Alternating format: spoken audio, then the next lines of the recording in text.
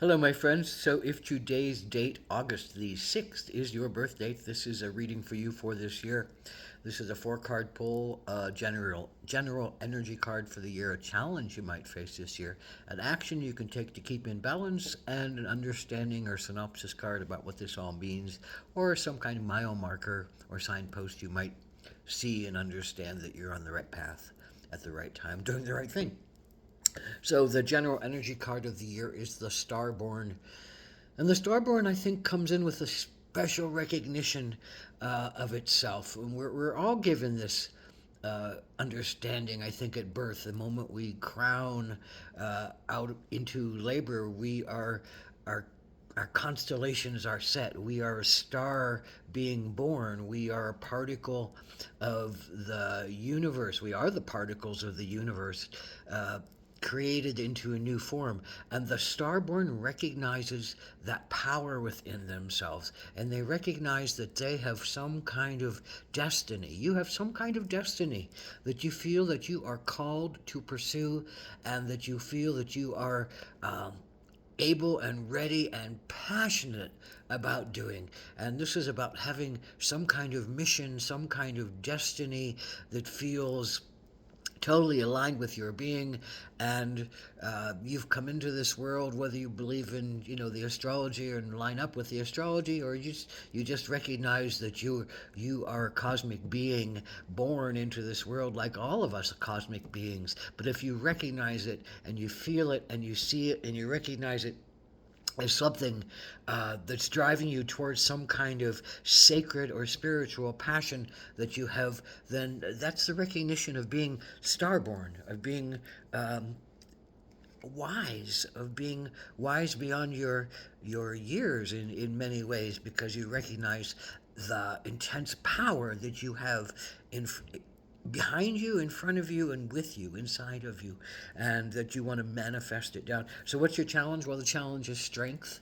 The challenge is to remain even and balanced, and not let those parts of ourselves that want to overwhelm us or overwhelm another one take control. This is kind of the sense of balancing one's analysis with one's intuition, and balancing one's aggressiveness with one's receptiveness. You need to be receptive to be intuitive, to hear right moves, to base them against your analysis, which says, well, to go in this pattern, but patterns don't always work, and sometimes intuition needs to break up the pattern that our analysis thinks is the right way in order for us to be in balance.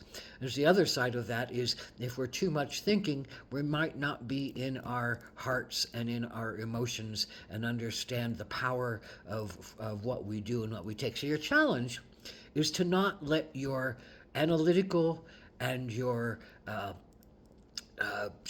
surviving part of self take over and do things that feel like it needs to control beyond the power of somebody else to get what you want and to be who you are. So this is about not giving into addictions that can hurt you. This is about not cowering away from nor overwhelming someone else or yourself in your pursuits. This is about listening to your intuition, and I think that is your challenge right now, is to listen to your intuitions and listen to that divine spark within you that says there's a plan here. You don't have to push it. You don't have to rush it. You don't have to force it. It's a plan that is a sacred one. You only have to be strong in it. You only have to balance your intuition with your analysis and come to a better way to go forward that is not going to hurt you in the long run and delay your plans, because you don't want to delay your plans. But on some level, you might be delaying your plans because you're either pushing so hard that you've lost your balance on some level.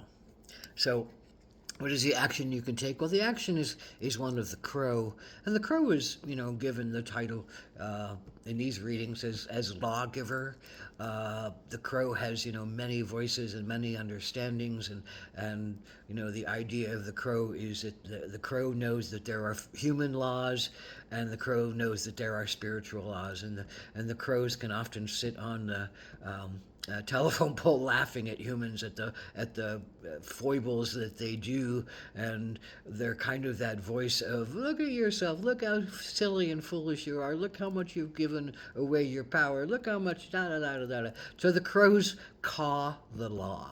So this is about recognizing that sometimes you have to render under to Caesar what is Caesar's, and yet you have to render to Creator what is Creator's. And you can't necessarily change Caesar's law in order for you to make it a more spiritual law. Sometimes you have to bite your tongue and go along. Sometimes you have to fight with all you can to right the power over that civilization's laws and human laws might and bring to you and put you under and put others under.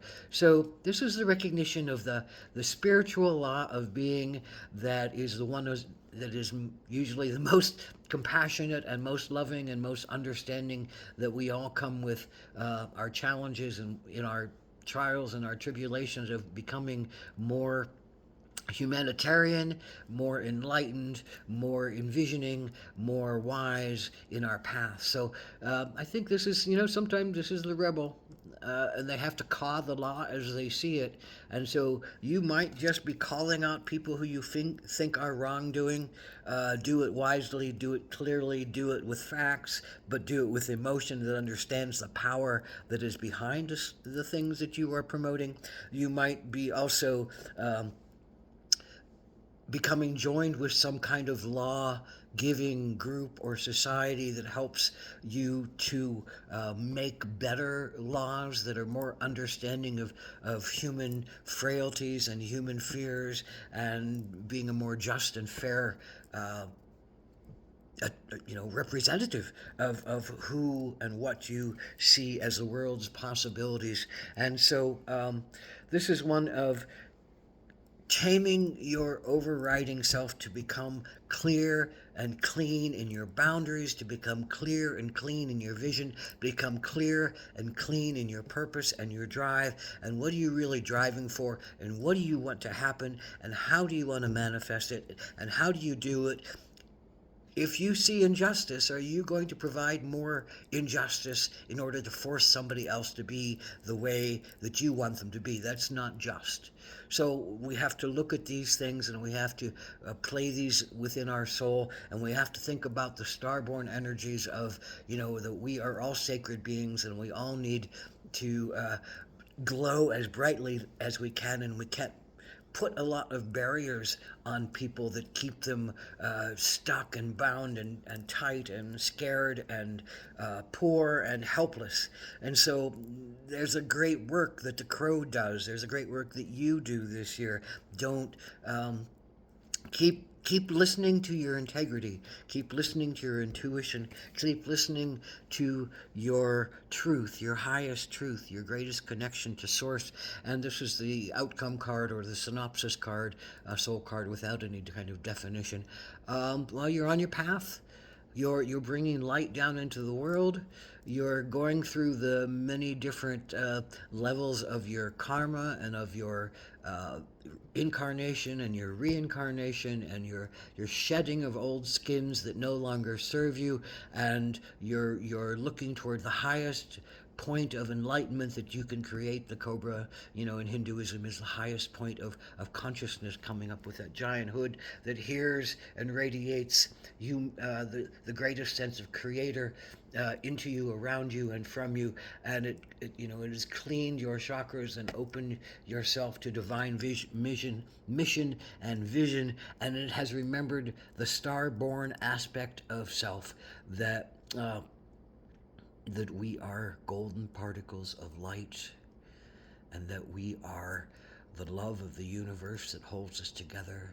And how can we most completely carry that light, carry that love, carry that compassion, dismiss most of our fears, get rid of most of our guilts and shames, and trust our place in the universe, and trust our power to create something that is beneficial to the world. Ahoma Takuyasan. May you recognize the balanced power you need to make your star born dream a vision on this earth. Listen to the spiritual laws. Pay heed to the physical laws and the human laws. Change them the best you can with your voice, with your strength, with your structure, and with your love. Aho.